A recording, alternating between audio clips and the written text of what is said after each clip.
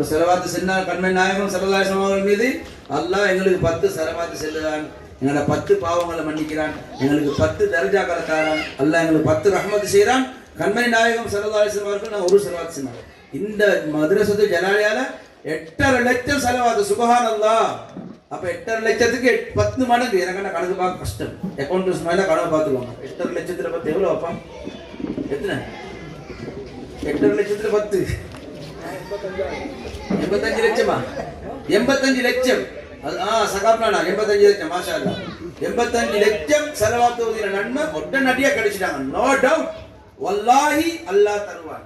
எனவே ரசூல் ஸல்லல்லாஹு அலைஹி வஸல்லம் அவர்கள் மீது ஸலவாத்து செல்லுத தாயிமாக்கி கொள்ளுங்கள்.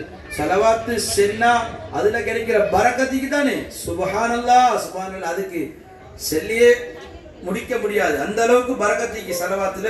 ஏனென்றால் உலகத்தில் அல்லாஹ் தஆலா எங்கள் எல்லாருக்கும் கட்டளை விட்டிருக்கிறான். இஸ்லாத்துல 5 காலத்துல இருந்தானே களிமா செல்லணும், தொழணும், ஜகாத் கொடுக்கணும், நோம்பு பிடிக்கணும், அஜ், இதெல்லாம் எங்களோட வாழ்க்கையில கடமை. இதெல்லாம் அல்லாஹ் செய்யறது செல்லில்லை. ஆனால் அல்லாஹ் ஒரு அமல எங்களுக்கு செய்ய சொல்லிக்குது, அவனும் செய்யறான். எது? ஸலவாத். குர்ஆன் அல்லாஹ் சொல்லுறான், குர்ஆன் அல்லாஹ் சொல்லுறான்.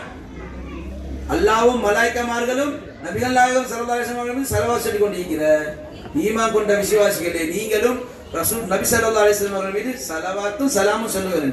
உலகமே அழிஞ்சிடும், மலாயிக்கா எல்லாரும் உலகமே அழிஞ்சு போறோம். அல்லாஹ் ஒருவன் தான் நித்திய ஜீவனா தனித்து நிற்பான். ஆனால் அந்த அல்லாஹ் ரசூல் ஸல்லல்லாஹு அலைஹி வஸல்லம் அவர்களை ஸலவாத் சொல்லி கொண்டு வைப்பான்.